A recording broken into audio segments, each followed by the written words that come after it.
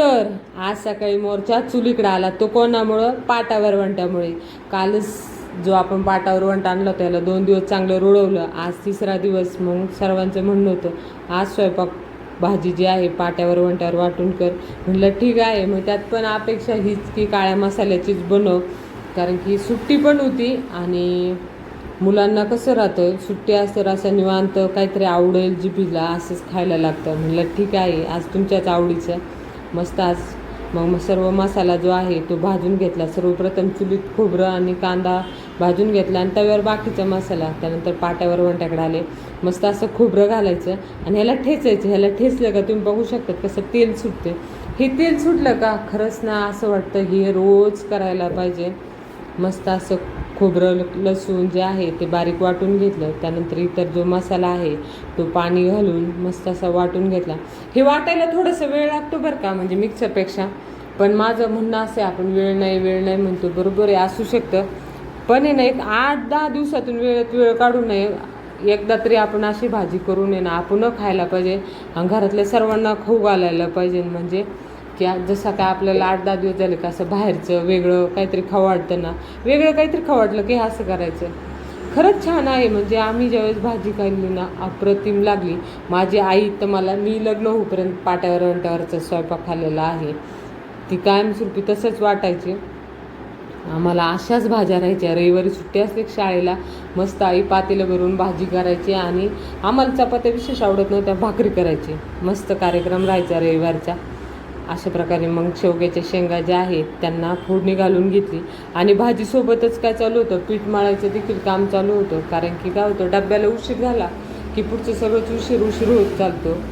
त्यामुळं मग एका वेळेस 2 कामं करून घेतले. आणि मी घरात पण गॅसवर ज्यावेळेस भाजी टाकते ना त्यावेळेस देखील माझं हेच असतं, भाजीला फोडणी देता फक्त उभा राहण्यापेक्षा कणिक मळून घ्यायची.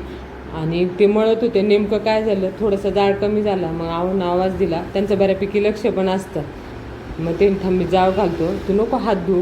मग त्यांनी जाळ घालून दिला असा मस्तपैकी. बारक्याच्या डोळ्यात धूर जात होता. त्यांनी पण सांगितलं ॲक्शन करून. म्हणलं ठीक आहे. त्याला जास्त धूर सहन नाही होत बरं का, पण होईल त्याला देखील हळूहळू सवय. मग मस्त अशी भाजी फोडणीला घातली आणि त्याच्यात तुम्हाला जसं हवं आहे तसं पाणी घालून घ्यायचं. कारण की काळ्या मसाल्याची भाजी आहे ही काय कुरडी चांगली लागत नाही. आणि चुलीवरचा स्वयंपाक हा टोचा मारून खायचा नसता, हा चुरून मुरून खायचा असतो. त्यामुळे मस्त अशी भाजी करून घेतली. त्याच्यात गरजेनुसार पाणी वगैरे घालून घेतलं. सोबत आपलं पीठ मळायचं जे आहे ते काम चालूच होतं.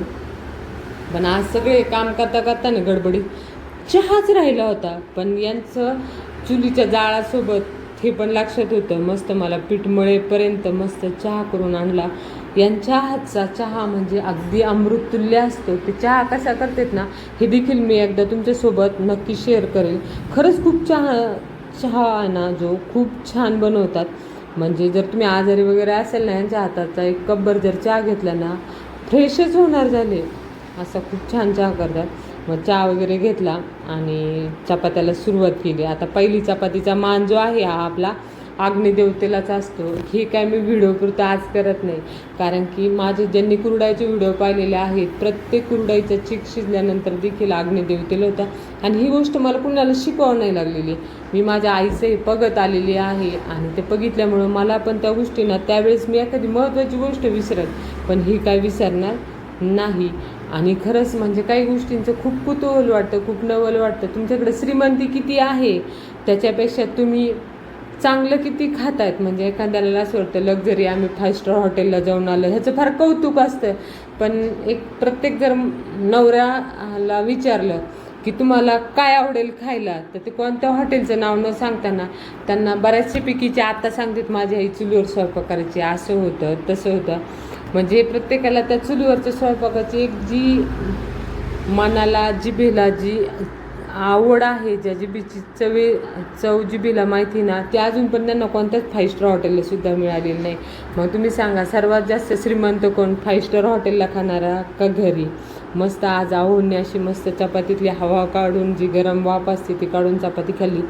हे सुख पाहणं आहे ना खूप दुर्मिळ आहे. ह्याच्यासाठी तुम्हाला थोडेसे कष्ट घ्यावेच लागतील. आणि असं जर स्वयंपाक केला ना, तुम्हाला सांगा मोठं माणसाने जर खाताना पाहिलं ना, बारके जे आहेत ना ते हळूच बसणार झाले आणि खाणार.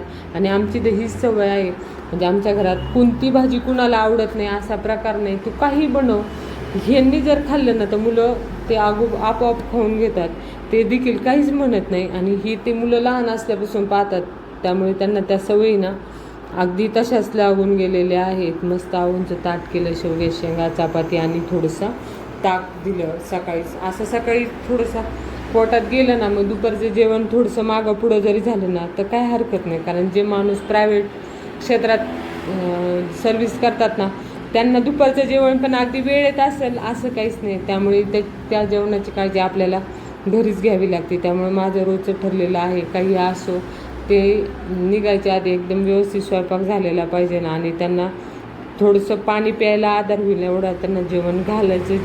जेवणच पाठवायचं, तसं कधीच पाठवत नाही. अशा प्रकारे आज मस्त पाटावर वंट्याचं उद्घाटन केलेलं आहे शेवग्याच्या शेंगांनी. असा मस्त स्वयंपाक केला. स्वयंपाक करता करताच मस्त अशा गप्पा देखील मारत मारत झाल्या गप्पा. त्यासोबत मुलीने तोपर्यंत मग यांचा डब्बा वगैरे जे आहे ती भरायची तयारी चालू होती तिची.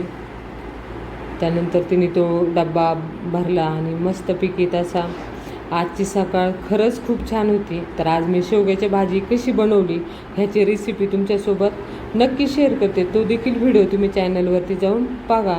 आणि व्हिडिओला लाईक आणि चॅनलला सबस्क्राईब करायला खरंच विसरू नका. तुम्हाला जर माझ्या अशी चुलीवरचे स्वयंपाकाचे व्हिडिओ पाहिजे असेल ना तर नक्कीच चॅनलला सबस्क्राईब करा. आणि धन्यवाद. आणि